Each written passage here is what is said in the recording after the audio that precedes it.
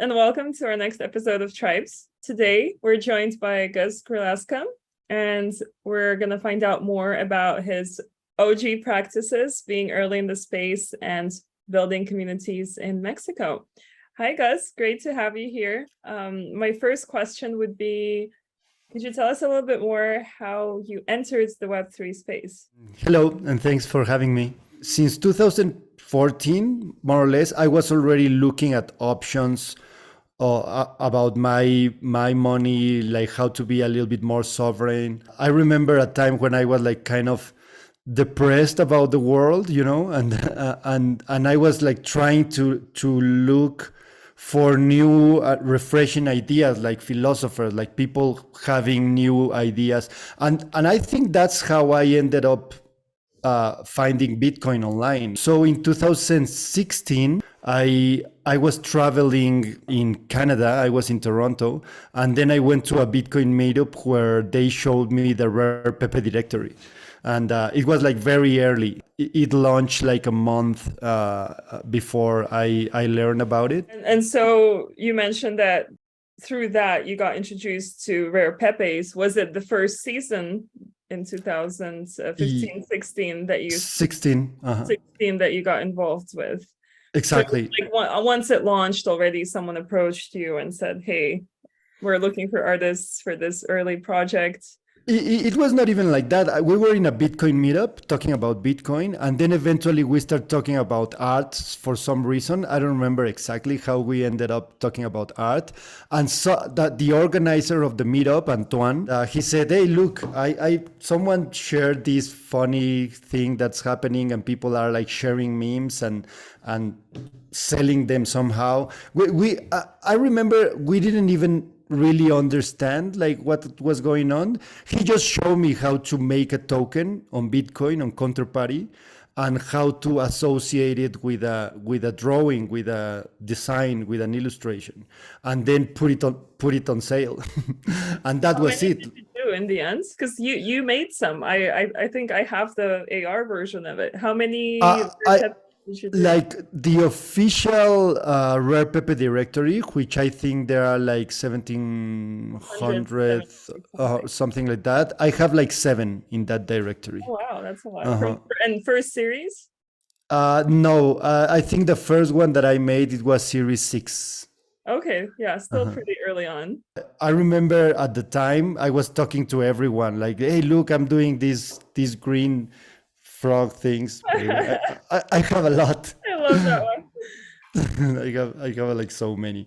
And I remember like people were like, Gustavo became like so weird. He's just talking about green frogs, you know, all the time.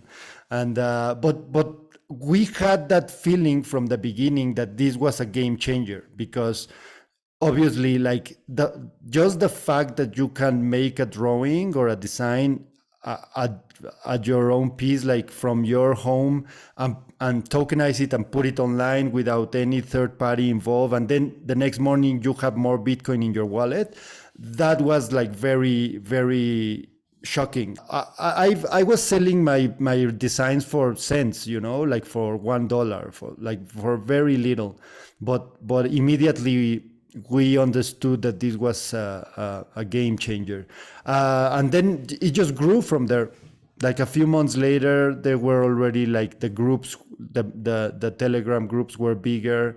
1 year later, we had already like the CryptoKitties phenomena, that all the crypto community was immediately like looking at this thing that people were selling stuff, you know.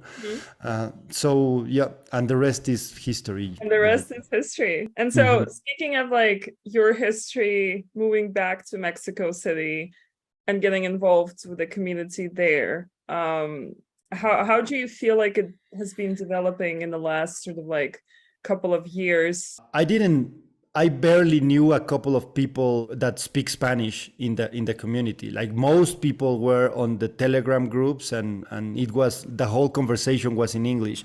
And like my English is decent, but still like I always feel that I was like missing something, you know. I came back to Mexico in 2017, and I was more focused on working with the local Bitcoin community. So I was helping to organize Bitcoin meetups, and eventually I got my own meetup. So I got very involved in the Bitcoin community, and it was until 2000, I think, 20. Where was ETH Denver, the last one before the pandemic? It was 2020, I think. I met with Carlos Marcial in Denver. He gathered with Lucho Poletti and Moxarra and Neurocolor and Mr. Monk. So once I came back and I was already in the same group with those people, they came to my studio to have some beers, Neurocolor, Moxarra, and Mr. Monk.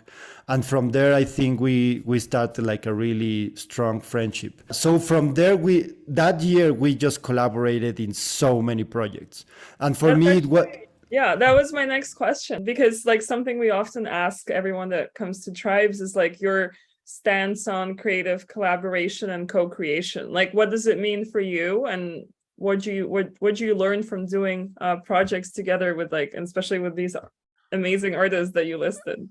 Yeah, well, for me, it was a life changer thing. So before getting to know in person these like great artists, they are professional artists, like different from me. Like, I mean, I think I have some talent, like artistic talent. I've always been an illustrator, but I'm not a professional artist. And when I met Moxarra and Neurocolor and Mr. Monk, so that was the first time that I was collaborating in serious, like artistic projects. Collaboration for me was a game changer, because before that I was just like doing memes.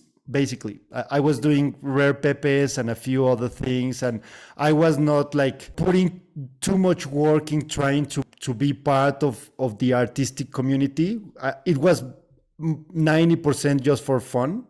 And then when I met like the professional artists, it made me try to like level up my. It's sort of like elevated and pushed you beyond your traditional environments as well. Definitely. Mm-hmm. And also, like, I know some of your work touches upon AR. Yeah, augmented reality. I don't remember exactly when it caught my attention for the first time, but I just remember that it's like I've always been paying attention to that technology, because I think everything is going to be augmented. I believe that like there's no way back. Like, we are just going to see more and more and more objects in our physical world just augmented.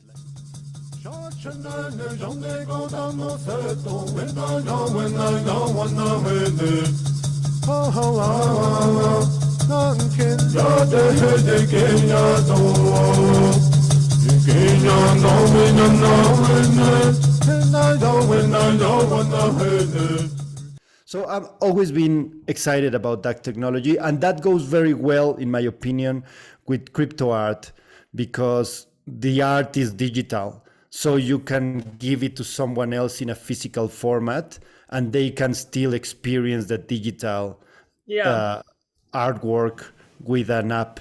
So yeah, I'm very excited about augmented reality.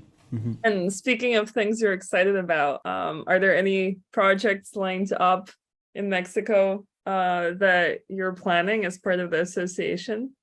Well, I mean, everyone, and you as well, are invited to the event in November. There's the NonNFT Summit, which I'm part of helping to organize with Neurocolor and Moxarra and Mr. Monk. The girls from Dada are also involved. Lorena Ortiz, Lore Bitcoin from the Bitcoin Embassy Bar is also involved, among other people. I think that's going to be a great event, because the focus is celebrating the OGs, like the people that started with this ecosystem. Some of the early OGs, like myself, are coming to the event international wise, like people from the United States, from Europe, but also like having space for the new talents, and so I think we're putting together like a great event. Everyone who is listening, I hope they get a chance to visit Mexico City later this year for the inaugural NFT show that the legendary OG artists are pulling together. Thank you so much, Gus, for joining us today. We look forward to seeing how it unravels and seeing more of your work. Oh, thank you. And hope to see you very soon. Thanks, everyone.